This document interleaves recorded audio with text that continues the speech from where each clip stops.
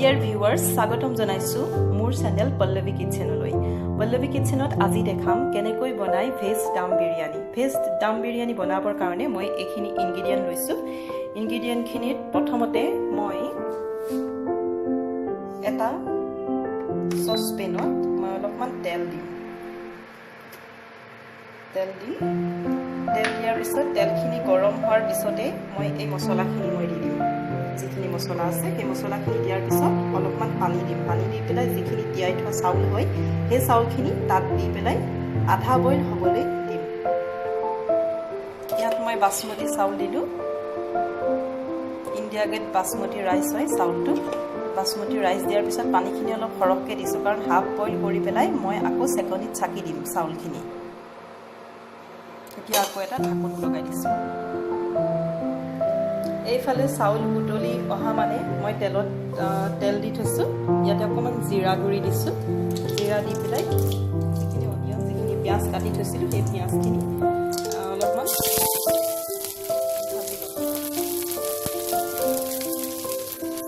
পিঁয়াজখিনি ভাজি আছোঁ মই। ভজা পিঁয়াজখিনি উঠাই আনিলোঁ এনেকৈ, মানে ব্ৰাউন কালাৰ হোৱালৈকে এনেকৈ উঠাই অনাৰ পিছত আকৌ মই এই তেলতে আকৌ আলু দুপিচ ফ্ৰাই কৰি লৈছোঁ। অলৰেডি মই বিৰিয়ানীত যিখিনি চাউলখিনি বইল কৰি আছিলোঁ সেইখিনি মই অলপমান মানে হাফ বইল আৰু হাফ বইলতকৈ অকণমান বেছি মানে প্ৰায় 80% সিজালোঁ আৰু 20% মান থাকিলেগৈ এনেকৈ আকৌ উঠাই থৈ দিছোঁ। আলুখিনি কঢ়াৰ পিছত মই এতিয়া আকৌ যিখিনি ব্ৰাউন কালাৰৰ পিঁয়াজ আছিল অকণমান পিঁয়াজ অকণ দি দিছোঁ। ইয়াতে আদা নহৰু পেষ্ট দি দিছোঁ আৰু অকণমান জলকীয়া দিছোঁ। জলকীয়া আন্দাজ মতে দিছোঁ আৰু বেছি জ্বলা খাব নোৱাৰোঁ যিহেতুকে জলকীয়া দি দিছোঁ আৰু এইটো কম জুইত ভাজি আছোঁ মই।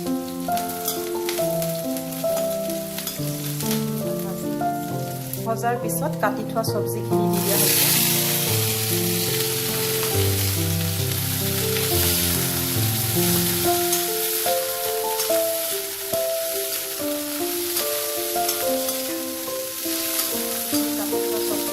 মটৰ, ফ্ৰেঞ্চবিন, গাজৰ, আলু, ফুলকবিখিনি হাফ বইল কৰি লৈছোঁ মই। আলু আৰু ফুলকবি একেলগে হাফ বইল কৰি লৈছোঁ। আলুটো অলৰেডি এটা আলু মই ফ্ৰাই কৰি পেলাই অলৰেডি মই থৈ দিছোঁ, সেইখিনি পিছত দিম। এতিয়া তেনেকৈ ফুলকবিটো হাফ বইল হৈ আছে তাতে। ইয়াত মই অলপমান পানী দি দিছোঁ চব্জিটোত। পানী দিয়াৰ পিছত মই অলপমান দৈ দি দিম। ইয়াতে দৈ দিছোঁ।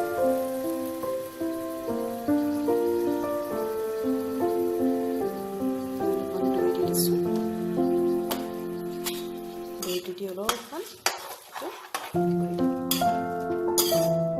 দৈটো দিয়াৰ পিছত অকণমান চাহী বিৰিয়ানী মছলা এইটো অলপ দি দিম।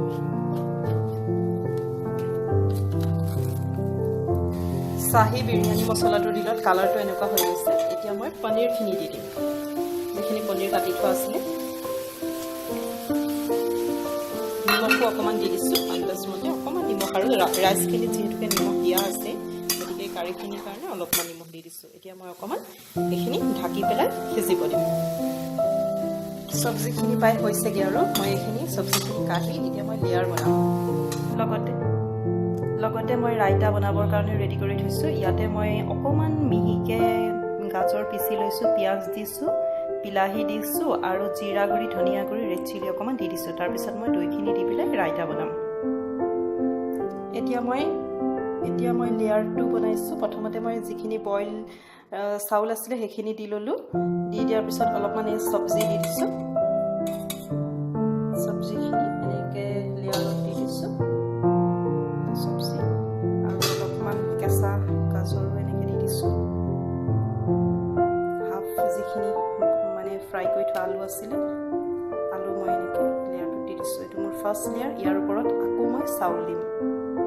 এইখিনি মই আকৌ ওপৰত চাউল দিলোঁ। এইটো ছেকেণ্ড লেয়াৰ হয়। ছেকেণ্ড লেয়াৰটোত মই বাচি থকা যিখিনি মোৰ চব্জি আছিলে গোটেই চব্জিখিনি মই দি দিছোঁ ইয়াতে। এইটো মোৰ ছেকেণ্ড লেয়াৰটো অলৰেডি মই দিছোঁ। ইয়াৰ ওপৰত আকৌ মোৰ যিখিনি চাউল আছে সেই চাউলখিনি দি দিম। মোৰ গোটেইকেইটা লেয়াৰ বনোৱা হৈ গৈছে। এতিয়া মই আকৌ ফুড কালাৰ দি দিম। অকণমান ফুড কালাৰ, অৰেঞ্জ কালাৰ।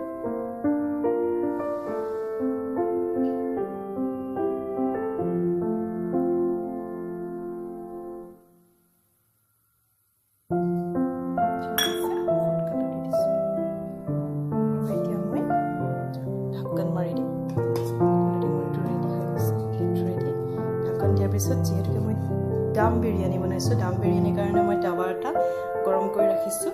যেতিয়া এইটো বেছি গৰম হ'ব এইটো উঠাই দিম। এইটো মই টাৱাৰখনত উঠাই দিছোঁ। তাৰ ওপৰত কাপোৰ এখন তিয়াই থৈছিলোঁ, সেই কাপোৰখন মই ওপৰত দি দিম, তিয়াই থোৱা কাপোৰখন দিওঁতে যিহেতুকে প্ৰব্লেম হ'লত মই তেনেকৈ আটাই এনেকৈ ভাপটো দিবৰ কাৰণে এনেকৈ বনাই লৈছোঁ। এতিয়া গেছটো কমাই পেলাই 7 মিনিটমান এনেকৈ ৰাখি থৈ দিম। অলৰেডি মোৰ ৰাইতা বনায়ো হৈ গৈছে। ৰাইতাটো এইখিনি বহুত ধুনীয়া হৈছে। ৰাইতাটো অকণমান মই টেষ্ট কৰি চাইছিলোঁ, নিমখ খোজখাৰ হৈছে। মোৰ এইখিনি বিৰিয়ানীখিনি মই অলৰেডি ৰাখি দিওঁ 10 মিনিটমান ৰখাৰ পিছত এইখিনি এনেকুৱা হৈছে। এতিয়া মই অলপ দেৰি ভাপটো নোযোৱালৈকে এনেকৈ ৰাখি থৈ দিম। ৰেডি হৈ গ'ল বিৰিয়ানী। এতিয়া বিৰিয়ানী আৰু ৰাইতাৰ লগত এতিয়া পৰিৱেশন কৰিম।